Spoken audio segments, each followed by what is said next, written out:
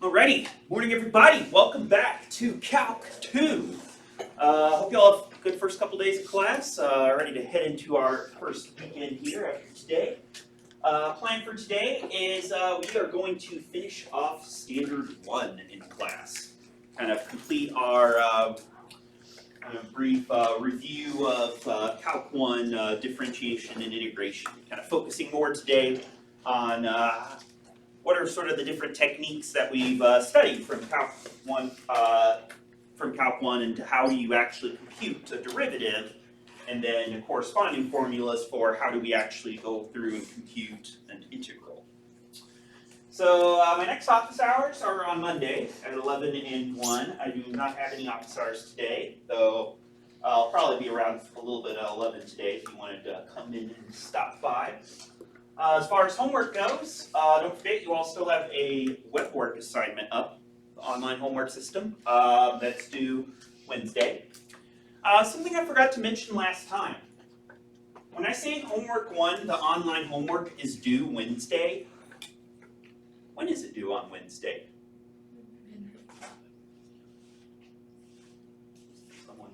Someone said it. Midnight. Incorrect. 11:59 p.m. Dr. Garstow, why are you being so pedantic? It's because I've had students who tried to submit at midnight exactly and can't do it in the past, so I want to make sure you know it is 11:59 p.m. So you don't have to have it submitted by homework 1 submitted by class time on Wednesday or anything like that, but it is due by the end of the day. Also on Monday we're going to have our first quiz over Standard 1. So what does that mean? How do I get ready for the quiz? So what a typical quiz will look like is usually be something like 2 or 3 problems, or if it's a big problem standard, maybe a single problem. In this case, I'll probably give you 2 problems. And you'll have about 10 minutes to work on it. Individually, no notes, etc. I'll give you a hint. You're going to likely be asked to differentiate or integrate something for Monday's quiz. And then so Monday's quiz will be your first opportunity to try and earn a mastery on Standard 1. And then I'll remind you next week kind of how do you sign up for a retest if you would like to do so. Any questions or comments before we get started for today? Why are calendars always so nervous? It's because they know their days are numbered. Okay, so last time we talked about different types of differentiation and integration, and we said if you have a continuous function f of x, you can compute the derivative f prime of a at a point, which we determined was just the slope of the tangent line to the function f of x at x equals a. So a sort of line that sort of bounces off the function, sort of looks like it has the same essential slope as f of x. You find the slope of that line, that'll give you your derivative. It's sort of a geometric definition. And we had 2 different types of integrals that we talked about. Indefinite integral, definite integral. Where the indefinite integral of a function little f of x consisted of all of the antiderivatives of little f of x, which we oftentimes will denote with a big F of x to indicate we're taking an antiderivative. And the reason we have this plus c at the end is that if you take the derivative of a constant, it comes out to 0 and doesn't actually affect the derivative at all. So if, say, we have a function like little f of x equals x squared, and we want to find its antiderivatives, well, we could say an antiderivative would be 1/3 x cubed.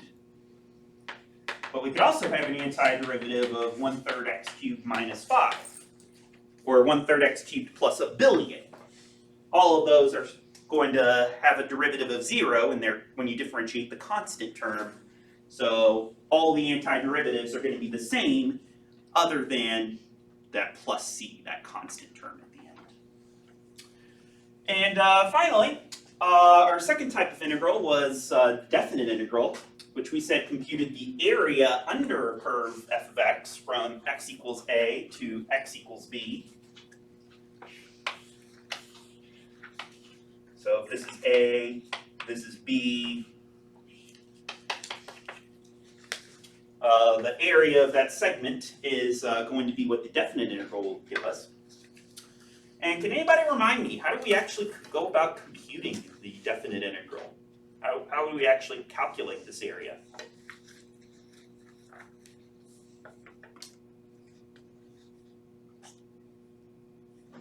You all are going to be this sort of class, huh? Yes. I'm sorry, what's your name? Bethany. Bethany.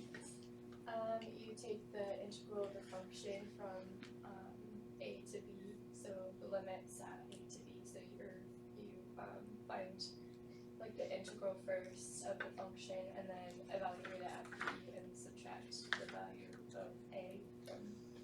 Okay, so you integrate, and then you plug in b, you plug in a, and subtract. And when you say integrate, you mean finding a blank of your original function. What goes in the blank?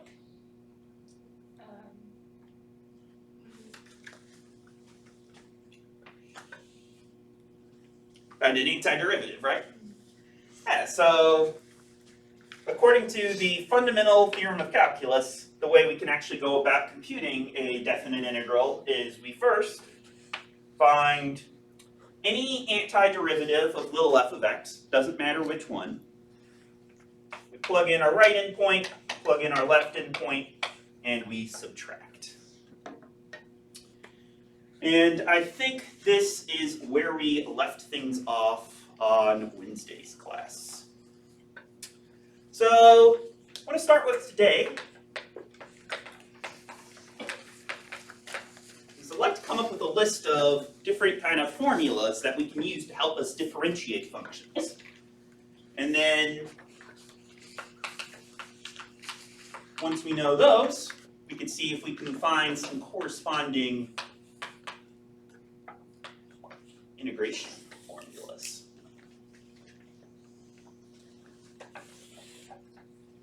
So, I'll tell you what. Why don't you all take a couple minutes, talk to your neighbors, and see what can you remember as far as differentiation formulas and integration formulas go from Calc 1. So go ahead, take a minute and see, can you find some of the differentiation formulas, or at least remember what some of their names are? And if you can, see, do any of those correspond to some sort of integration formula or integration technique that we've discussed in Calc 1, or that you all saw in Calc 1. So go ahead and take a couple minutes. Encourage you to work with the people sitting around you. I'm going to often say something in this class like talk to your neighbors. Talk to your neighbors is Dr. Ursula slang for encourage you to talk to your classmates and see what sort of differentiation techniques and or integration techniques you can come up with. So have fun, and we will reconvene in a couple minutes.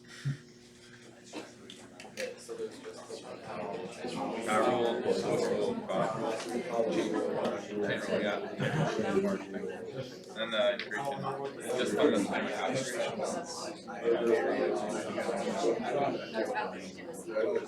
Remember how to do them, you don't remember just the names.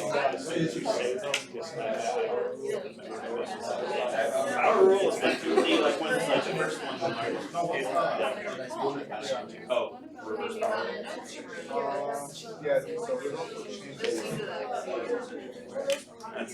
That's a big one. I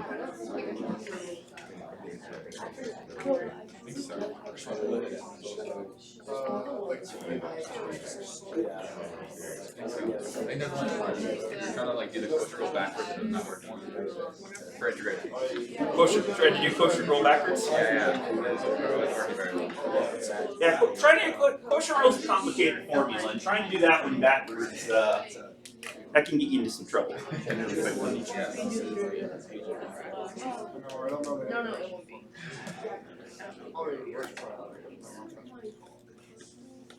reverse. Yeah, so isn't the power rule just x that minus 1? No, we're not going to be calling it that, but we are going to have a rule that essentially inverses product.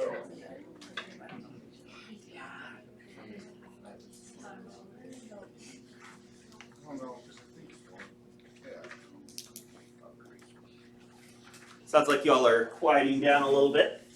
What's a derivative formula from Calc 1 that you all remember?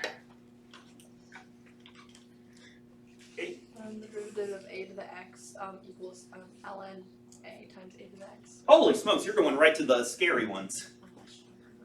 I'm actually going to put that on a separate list over here. Okay. But okay.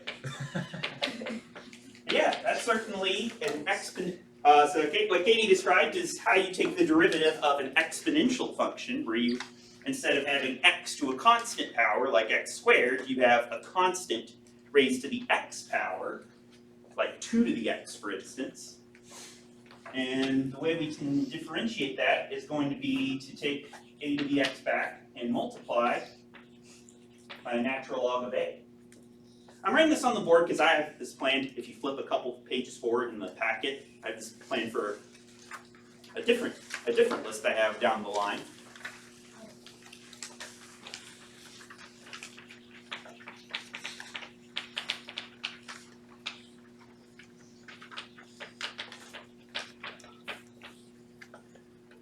But okay, since you brought it up, how would we go about integrating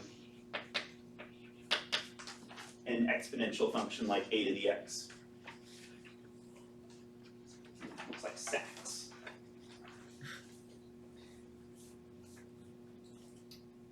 Well, if differentiating an exponential function means you keep the same thing, but you multiply by natural log of a, and we want to see how can we go about finding an antiderivative of a function like that. How do we go about undoing multiplication by natural log of a? Carson? Yeah, you just get the same thing back, except you divide by natural log of a.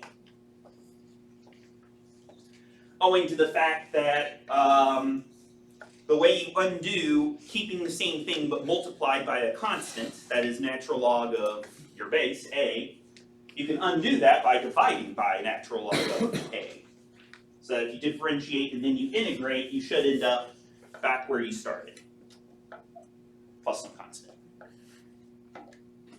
Okay, so that gives us a way to differentiate exponential functions.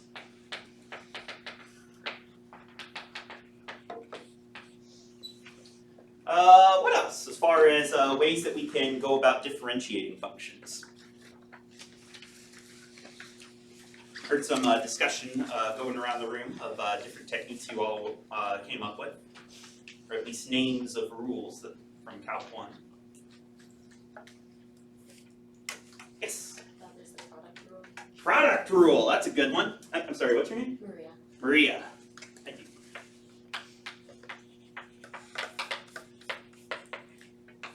Where the product rule tells us how we can differentiate two functions that get multiplied together. And what it says is that if you take f of x times g of x, and you want to differentiate that, intuition tells you it might just be, oh, take f prime of x times g prime of x. Intuition would be lying. Actually turns out to be f of x times g prime of x plus f prime of x times g of x.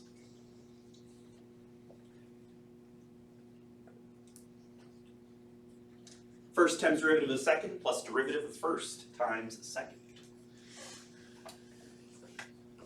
And does anybody know of any integration technique that sort of undoes the product rule? U-sub? Nope. That undoes a different one. So this is one you likely haven't seen before, because I know students who were in my class, we didn't talk about it. the way you're going to undo the product rule is by a process called integration by parts. And that is going to be the subject of standard 3. So we'll come back to that one. But likely in Calc 1, this is something you have not yet seen, how you undo the product rule. Okay, we have a product rule for how we differentiate products of functions. What other rules? Joe? Quotient rule? Quotient rule. Got a product rule, you gotta have a quotient rule, which tells us how do we differentiate it when we have one function, f of x, divided by another function, g of x. Low, low, low, d high, minus high, d low. Merrily, merrily, merrily, merrily, low squared down below. We get this lovely mess of a formula for how you actually can go about differentiating one function divided by another function. Derivative of bottom times derivative of top minus top times derivative of bottom all over bottom squared. And for the quotient rule, do we have a nice integration technique to undo that?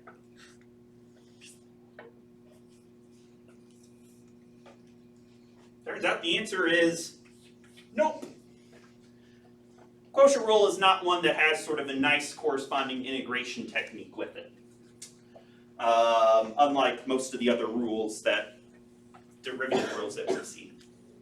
There is one techniques that we're going to talk about in standard 4 called partial fraction composition that in some circumstances can sort of, kind of, not really undo the quotient rule.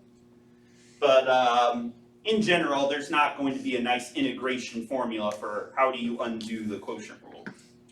Unless you are integrating something where it's like, oh, I recognize this as being the integral of some low d high minus high d low over low squared. I mean, if you can recognize that looking at your integral, good for you. But most cases, that's not going to be something you're really able to do very effectively.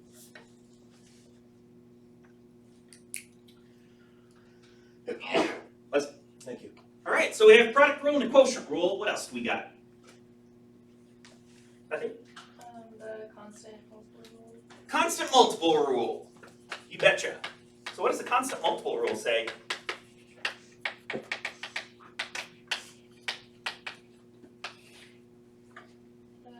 Derivative of a constant times a function equals the constant times the derivative of that function.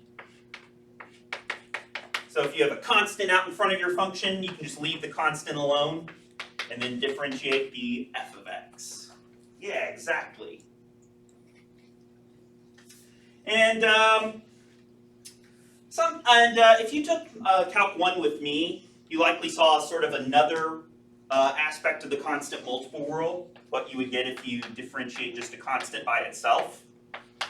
And you probably, and if you didn't take Calc 1 with me, you probably saw this formula, or this rule, it may have been called something else.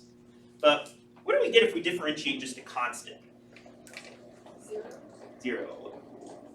Joy? Yes. Yeah, got it. Yeah, exactly. That the derivative of a constant by itself, not multiplied by anything else, is just going to come out to 0. Owing to the fact that if you have a constant function like f of x equals 4, that's just going to be a flat line, and a flat line is always going to have a tangent line with a slope of 0 to it. So, if we go over to our integration column,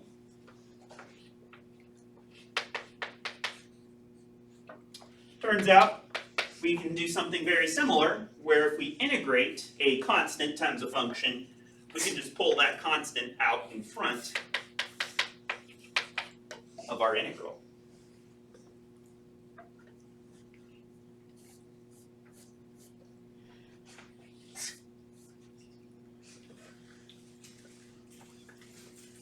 And if we wanted to integrate just plain old 0 by itself, well, we're going to get a constant back. Because it's only a constant function that'll have an antiderivative, or it's only a constant function that'll have a derivative that's 0 everywhere.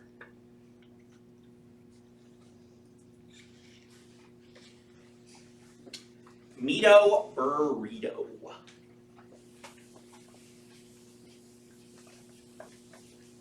What else do we have as far as derivative rules are concerned? James? The power rule. Power rule. See, that's the one I was expecting you all to tell me to say first.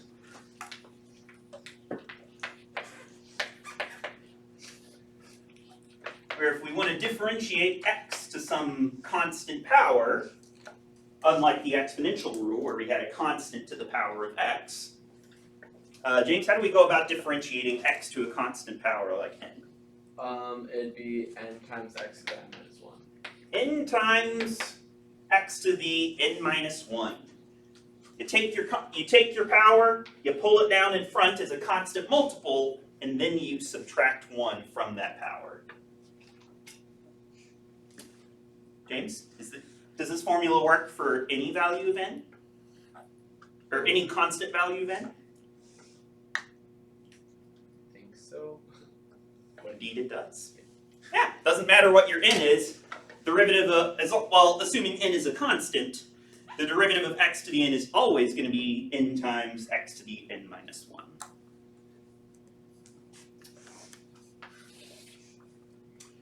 So how about a reverse power rule?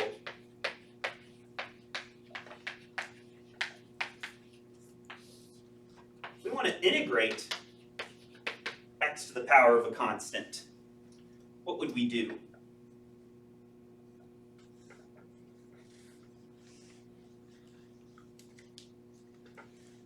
Okay. X to the n plus 1 over n plus 1. Ooh, so it sounds like you're adding 1 to the exponent and then dividing by it? Oh, plus c. Plus constant, plus c. Yeah, exactly. So when you're doing the power rule, you pull down your constant, you multiply by your power, and then subtract 1. And then in order to undo that, you have to add 1 to your power and then divide by that power. And if you're in My 120, you might remember me making an extended metaphor involving socks and shoes about the order in which you do that. When you're putting your socks and shoes on, you have to put your socks on and then your shoes on. If you're taking them off, you take your shoes off and then your socks. Idea here being with the power rule, you start by multiplying by power and then subtract 1. When you're undoing those two things, you have to first undo the last thing you did, which is subtracting 1 from your power by adding 1 to it, and then you can undo the multiplication by n by your power by dividing it out. Okay, does this work for every value of n? Doesn't it not work for negative 1? Why wouldn't this work for n equals negative 1? Because then you end up with x to the 0, which is going to be 0 every time. Well, x to the 0 is Well, okay. it's 1. It's 1 every time. That's not the issue. What happens to our denominator, though? Oh, it becomes 10. Yeah. We can't have n equals negative 1 here, because if we did, we'd be dividing by 0. And if there's one thing I hope you've learned from your mathematical experiences to this point, don't divide by 0. Sadness will happen.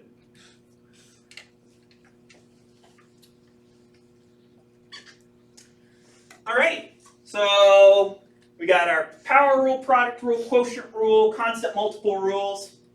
There's one more big one that I'm thinking of. It's sort of a general technique for differentiating functions. What else do we have?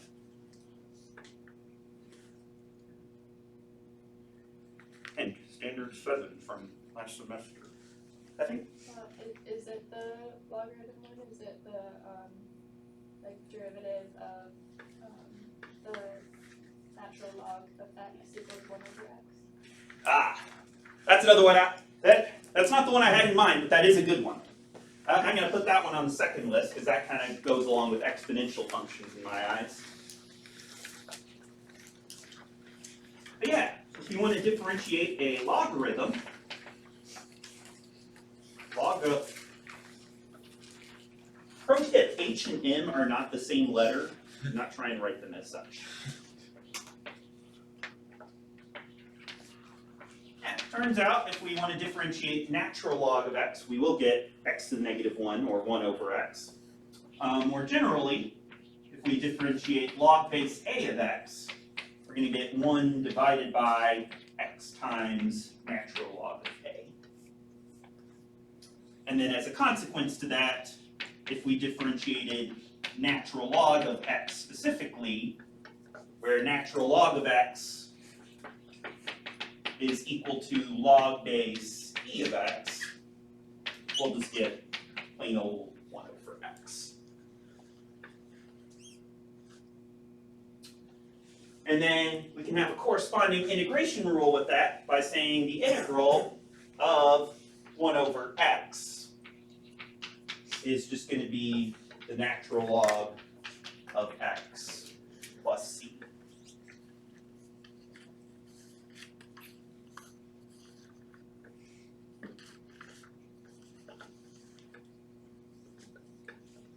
The smile means there's something missing. For those of you who don't know me very well yet. Jonah? Is it if x is not equal 0? Well, x equals 0 is certainly outside the domain of 1 over x. But typically, when we're thinking about integrating a function like 1 over x, we're looking for a function that's defined, or antiderivatives that are defined everywhere 1 over x is defined. Meaning it's kind of assumed x is not going to be 0 for that. But there is one slight tweak we need to make to this. No? Don't we have to make it the absolute value of x? Yeah! Technically, there's an absolute value missing in there. With the reason being, 1 over x is defined everywhere to the left and to the right of x equals 0. Natural log of x by itself is only defined for positive x. If we toss in an absolute value sign in there, then natural log of absolute value of x is going to be defined everywhere for positive and negative values of x, just like 1 over x is.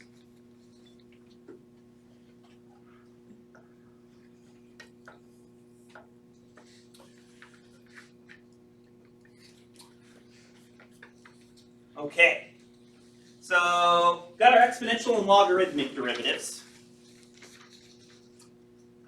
Still one more big derivative technique that I'm thinking of that we haven't quite covered yet. Caleb? Chain rule? Chain rule. Yeah, that's another biggie.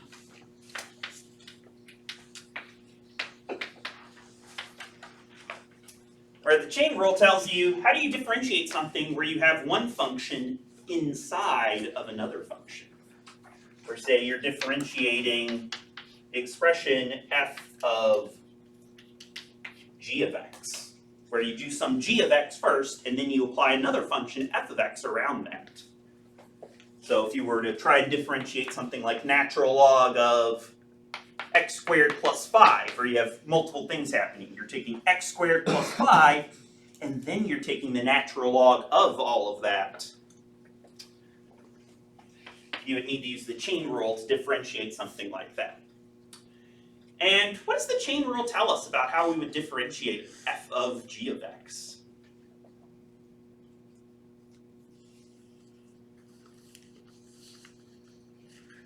James? Is it f prime of g of x times g prime of x? It is indeed f prime of g of x times g prime of x. You differentiate the outside piece, leaving the inside alone, and then you multiply all of that by the derivative of your inside function. So for instance, if we wanted to differentiate something like natural log of x squared plus 5, our inside piece, our g of x, is going to be the x squared plus 5. The outside piece is our f of x, which is natural log of x. And so in this case, if we wanted to take our f prime of g of x times g prime of x, what would we end up getting?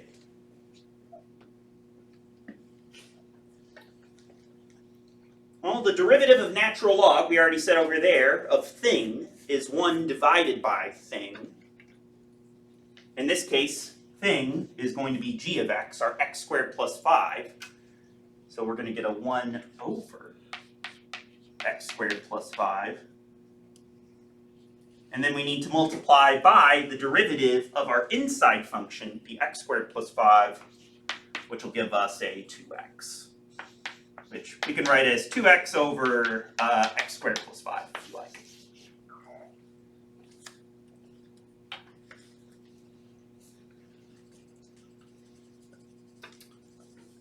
So how do we go about undoing the chain rule? What integration technique do we have for that kind of undoes the action of the chain rule, Aiden? U-sub, yeah, this is where U-sub is used to undo the chain rule, not the product rule, turns out. So we have a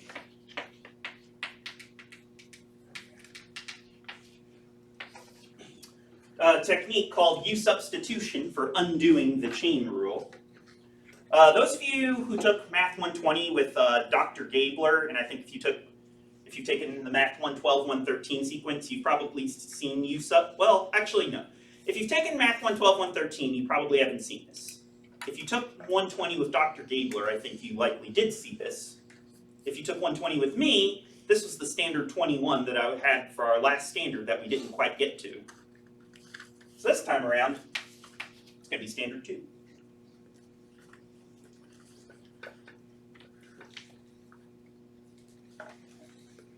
Standard 2 meaning on a standard 1 quiz, I wouldn't ask you anything about U-substitution.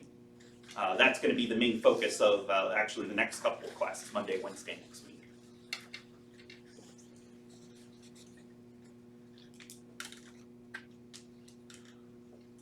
Any questions or comments about any of these differentiation or integration techniques before we do some practice problems?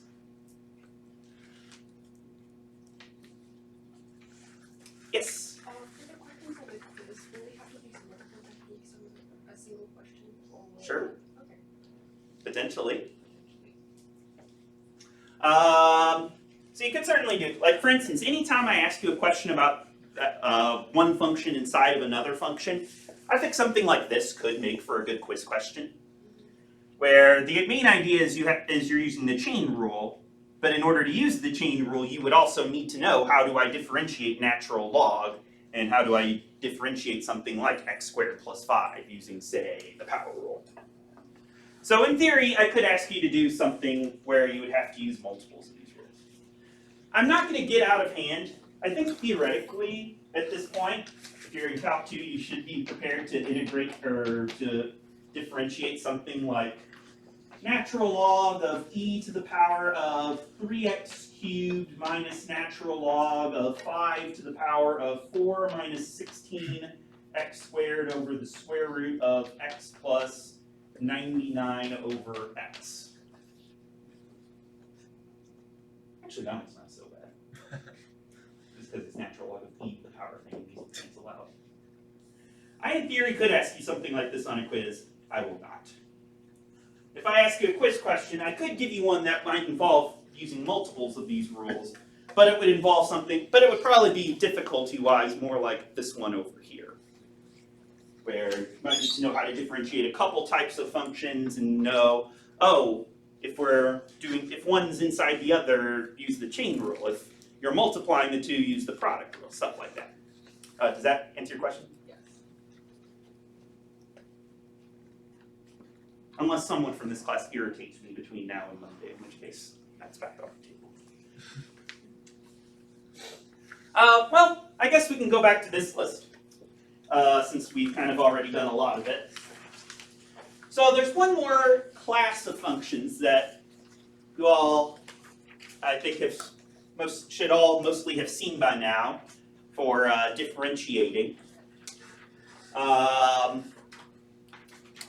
a specific type of function. You know what? We've talked about how to differentiate exponential functions and logarithmic functions. What's everybody else's favorite type of function from Calc 1 that we haven't talked about yet? Reagan? Transcendental functions. Transcendental functions. Well, we talked about some of them. These are, I would classify as being transcendental functions. But what's kind of the other type of transcendental function that showed up a lot in Calc 1 to everyone's dismay? Trig. Sorry. You're good. Thank you, Kate. Yeah, trig functions.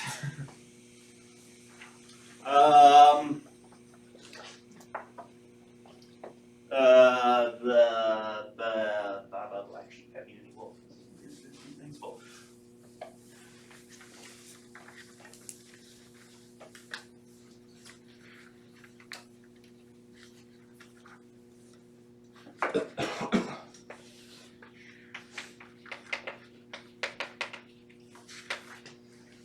Yeah, that's kind of the last class of functions potentially that you all saw in Calc 1 for how would you go about differentiating these things.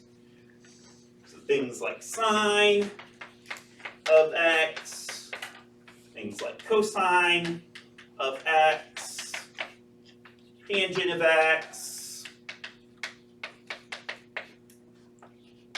cosecant of x,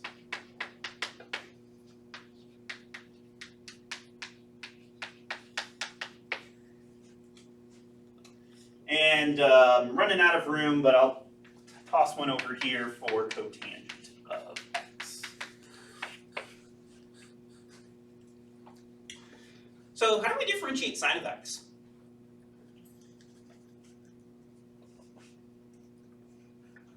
Other than in theory going back and using the limit definition of the derivative, which if you were in my Calc 1 we did last semester, I'm not going to make you do that again.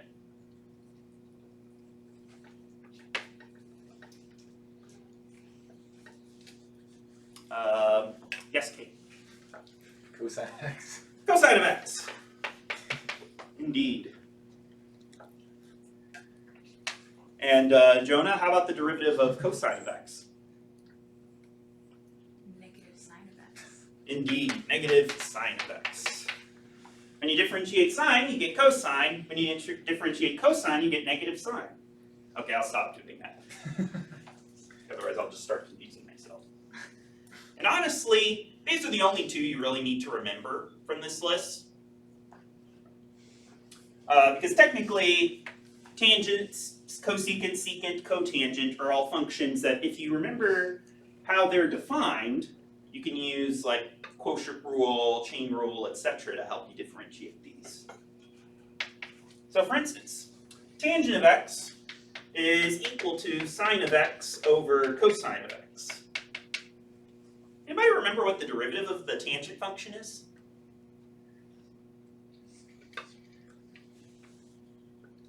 Is that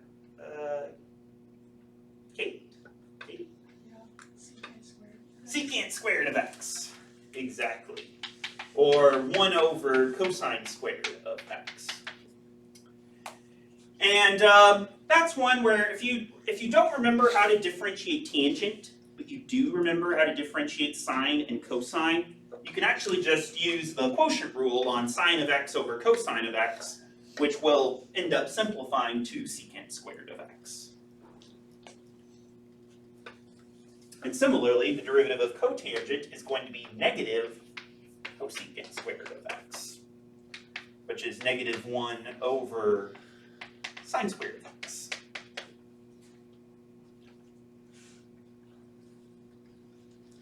How would we differentiate secant of x?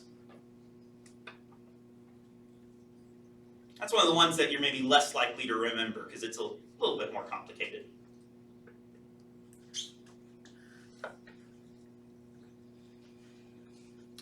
Turns out the derivative of secant of x is just going to be secant of x times tangent of x. And similarly, the derivative of cosecant is negative cosecant of x times cotangent of x. And again, if you forget these formulas during a quiz or something, you can always use the fact that cosecant is 1 over sine, secant is 1 over cosine, and then use either the quotient rule or write it as, say, sine of x to the -1 power, and then use the chain rule to help you rederive these formulas in the end. But out of the trig function derivatives, the main ones you need to remember are going to be these two.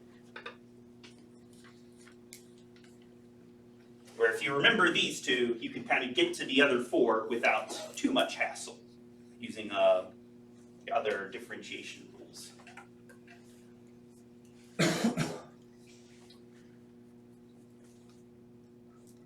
So we'll go integration for a second. The derivative of sine of x is cosine of x. What's going to be the integral of sine of x? In other words, what functions are going to have derivatives equal to sine of x?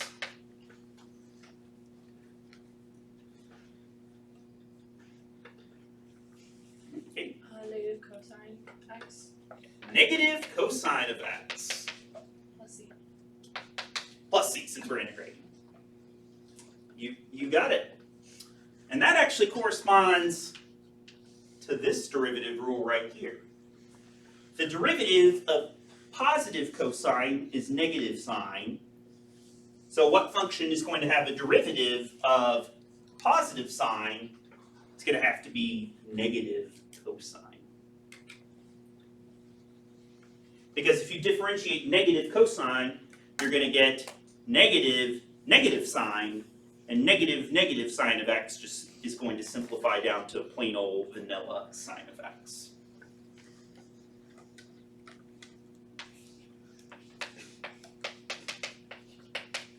What the integral of cosine of x?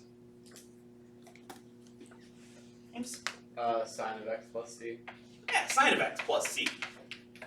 Corresponding to the top derivative formula. The derivative of positive sine is positive cosine.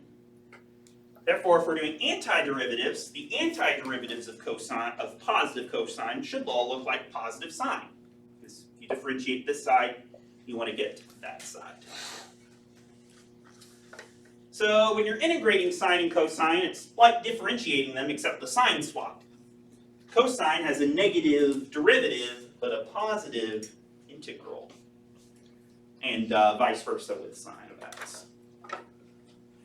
And then you can use similar formulas to say things like, oh, the integral of secant squared of x is going to be tangent of x.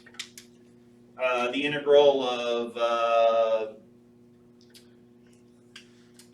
cotangent of cosecant squared of x is going to be negative cotangent x plus c. The integral of secant x times tangent of x is going to be secant of x plus c. And the integral of cosecant x, cotangent x, is going to be negative cosecant x plus c.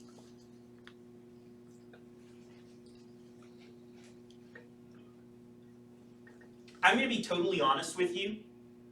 I don't have any of these memorized. But if you remember how you differentiate the trig functions, the corresponding integration formulas are you just do the same thing but in reverse. Since the derivative of tangent is secant squared, that means that the integral of secant squared is going to have to be tangent, etc., etc.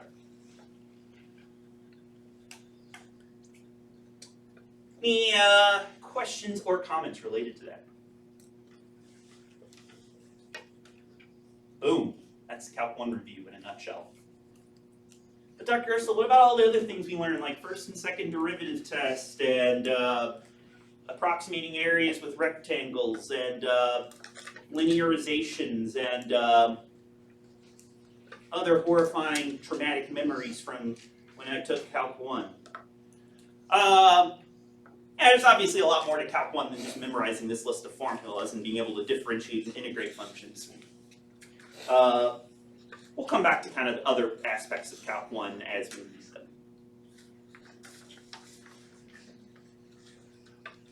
Question? I was didn't we also have like inverse trig? Didn't we also have inverse trig? Well, I'll tell you this, my class didn't in 120. That being said, we are going to talk about inverse trig functions in Standard 5. So for those of you who saw derivatives of inverse trig and integration using inverse trig functions, we are going to come back to those in this class. But I'm not going to assume you remember or know anything about it for Monday's quiz. Inverse trig functions are a tricky beast. Alrighty, let's do some practice problems. How are we doing? Great. So let's take a look at a couple of problems together as a class. And then I'll give you all a few minutes to work on some problems on your own. So let's say we want to differentiate 3x cubed minus the square root of x squared plus 5x plus 5.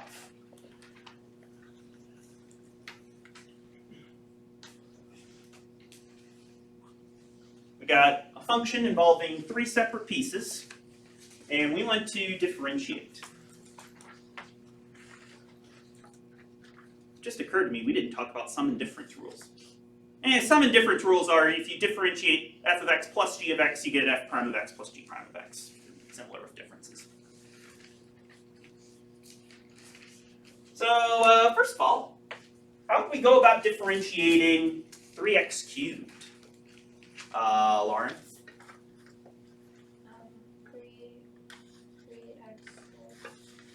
3 times 3x squared? You got it. Yeah, so this term is going to have a derivative of 3 times the derivative of x cubed, which is 3x squared, which will end up being 9x squared. Taylor, how about the derivative of 5? That will just be 0 because it's a constant. Yeah, 5's pretty easy. That's a constant. Constants always have a derivative of 0.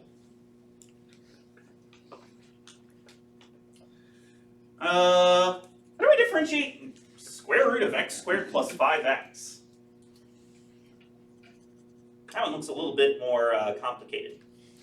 James, how would you approach this one? You treat it as x squared plus 5x to the power of 1/2, so then you can use the power rule on it. Yeah, so this one requires a little bit of extra work. We're going to need to write this as x squared plus 5x, all raised to the power of 1/2. And then what rule do you want to use on this? The power rule. So then it's 1/2 times x squared plus 5x to the negative 1/2. 1/2 times x squared plus 5x to the negative 1/2. Using the power rule on derivative of thing to the 1/2 power to get 1/2 times thing to the negative 1/2 power. Yep.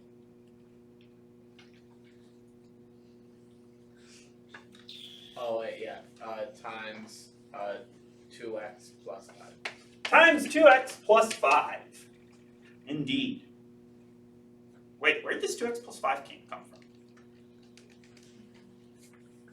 Someone whispered it. Chain rule. Yeah, we have to use the chain rule here to help differentiate x squared plus 5x all to the 1/2 power. The reason being, you have one function inside of another function. You sort of have an inner function, a g of x squared plus 5x going on here. You have an outer function of f of x is just plain old x to the 1/2 power. So in order to differentiate f of g of x here, where you're taking your g of x and plugging it into f of x, you need f prime of g of x. Well, f prime of x is 1/2 x to the negative 1/2 power. So f prime of g of x would be 1/2 times g of x to the negative 1/2 power. And then multiplied by the derivative of your inside function, which is the 2x plus 5. And I've made a real mess of this problem, splitting it up into 3 pieces like this. I don't know why I made the complicated piece the one in the middle. Healthy sense of sadism, that's why. But what this is going to come out to in the end is then going to be 9x squared, I'll say minus 2x plus 5 over 2 square root of x squared plus 5x. And then since the plus 5 had a derivative of 0, we don't even need to include it.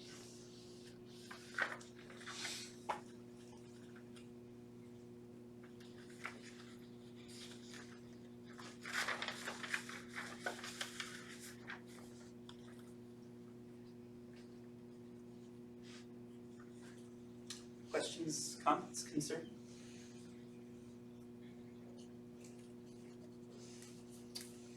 In that case, let's do an integral. And this time, we'll start off with one that's maybe a little bit less scary to look at.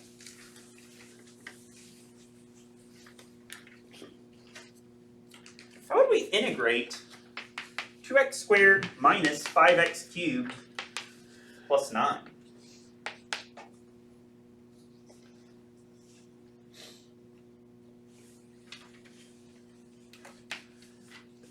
Well, I think we could go about integrating this by just integrating each piece separately and then kind of combining all of our answers. Nora, how would you integrate the 2x squared? The reverse power rule, so it'd be 2/3 x to the third. 2/3 X to the third. x to the third? Yeah, we can integrate x squared by getting x cubed over 3, adding 1 to the exponent before dividing by it, and then the 2 just comes along for the ride. Emerson, how about the minus 5x cubed? You use the same thing, so it would be 5x to the 4th over 4. Minus 5 times x to the 4th all over 4.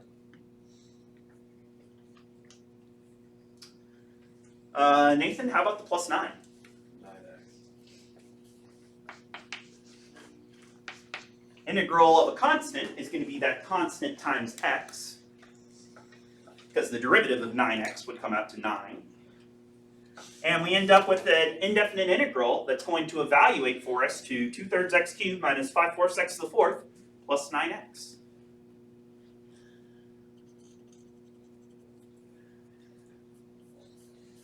All right. Plus a constant.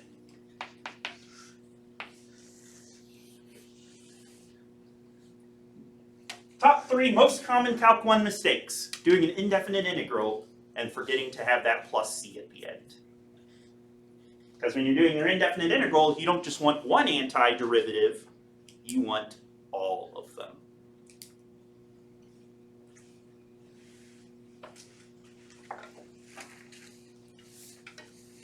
Questions or comments? And then finally, for a little bit of practice, let's do one more. Let's do a definite integral before I set you all loose on a couple problems. What if we wanted to integrate from 1 to 3 p squared minus 4 dt? Meaning we have a function that's going to look something like this.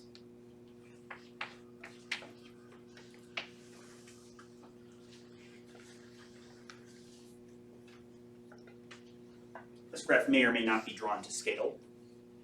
And our f of t equals t squared minus 4 from 1 to 3. And we want to compute the area under this function from 1 to 3.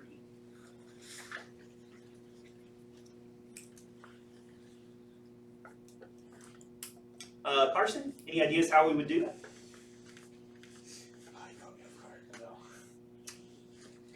Good. I love catching students off guard.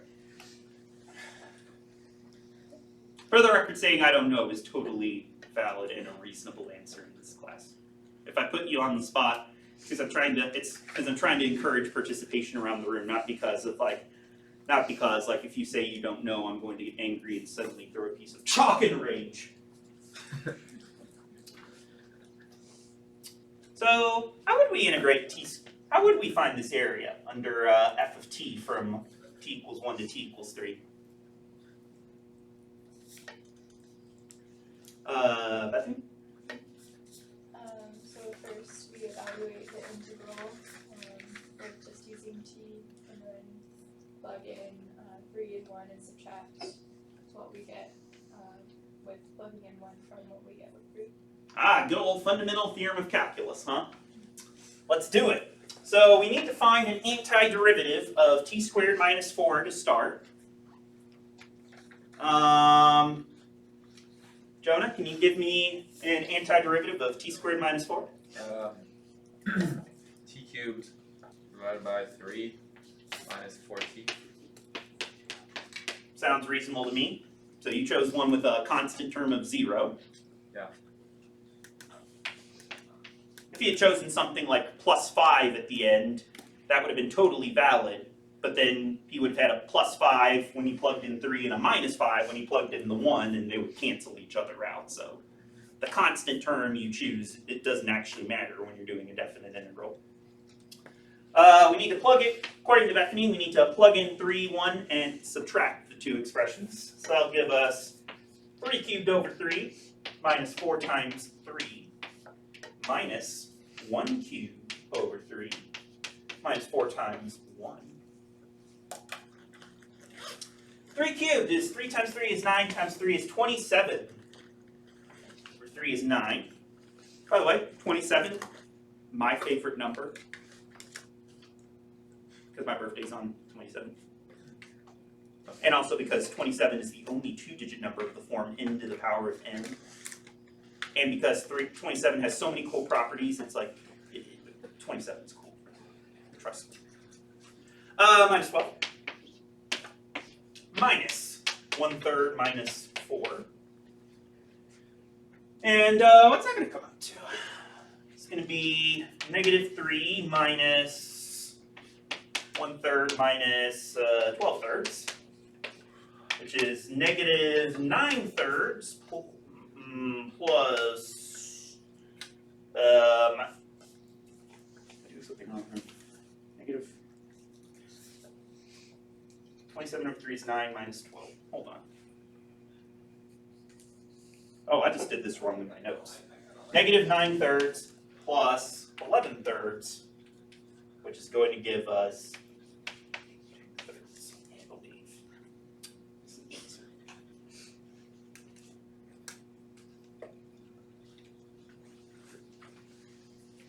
So, question. This number 2/3, does that mean if I add up the area of this shaded region to the left and the shaded region to the right, it's going to come out to 2/3? Why are you shaking your head?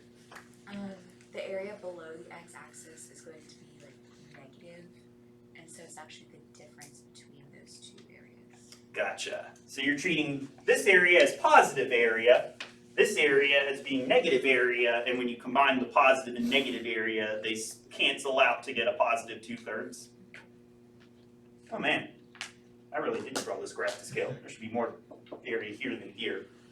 When I did this, I said negative 3 is negative 12/3 for some reason because Dr. Gerstel can arithmetic good and got negative 1/3 as my answer, which is why I purposely tried to draw it so the negative area came out to be bigger than the positive area.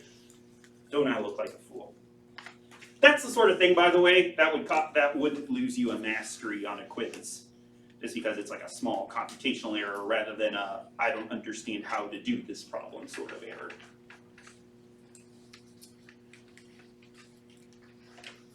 are y'all doing? And out of bed this morning, part of my day's over. It's all downhill from there, More or or less. it's all easy street on from there. Pretty much, or at least I hope so. Mm-hmm. Day's still young. The day is still young, indeed. So we've got about 4 minutes left.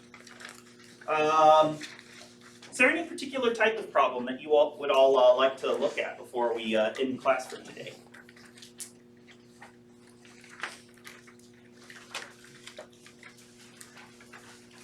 Let's do one. Let's do one where we have a couple different things going on real quick, and then I'll let you all go. So if you flip to the back page,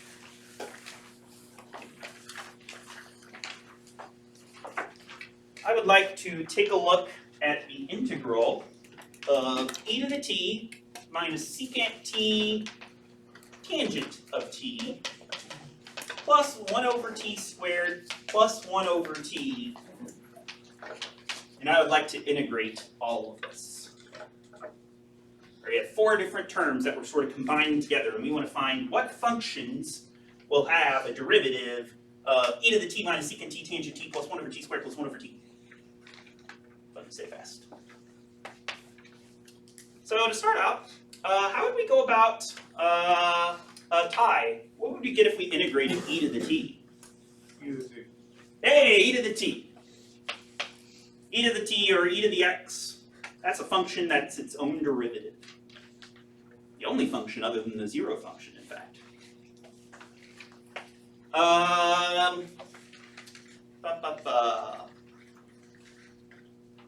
Emerson, how would we integrate secant t tangent t? The integral that is secant of t. Yeah, just plain old secant of t. Because the derivative of secant t is secant t times tangent of t.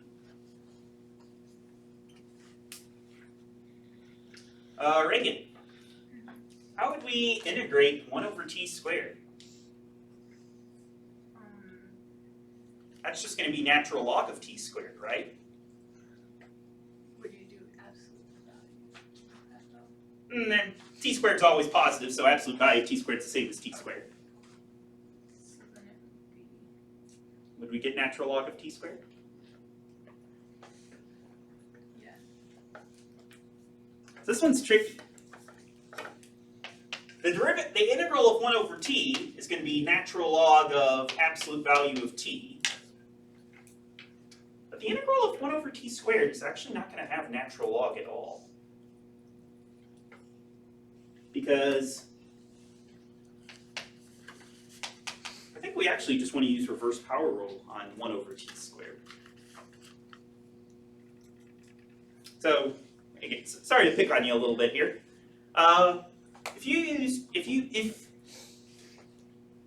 If you used the reverse power rule on t to the negative 2 power, what would you end up with? You'd end up with t to the negative 1 over negative 2. Over negative, Over negative 1. or negative 1, yeah. And so the actual answer ends up coming out to e to the t minus secant of t. I'm going to write this as minus 1 over t plus natural log of absolute value of t. Plus c. Yeah. Easy mistake to make, which is why I picked on you a little bit, Reagan, with this, because I know you're made of tough stuff, is you use natural log only when you're integrating 1 over just plain old vanilla t. If you have 1 over t squared or 1 over t cubed, etc., you can actually should just use reverse power rule to integrate that. All right, a couple quick announcements. I'm gonna, after class today, whenever we kind of reach the end of a standard in class, I will post my notes, my solutions to that standard on Canvas. So there's 2 more problems in the packet. I encourage you to try those out as practice problems, as well as the web work exercises. And you can check your answers to the last 2 questions on this packet off of my solutions on Canvas if you like. Otherwise, we will start class off with a quiz on Monday before going in Standard 2 talking about U-Sub. You all have a good weekend. See you all on Monday.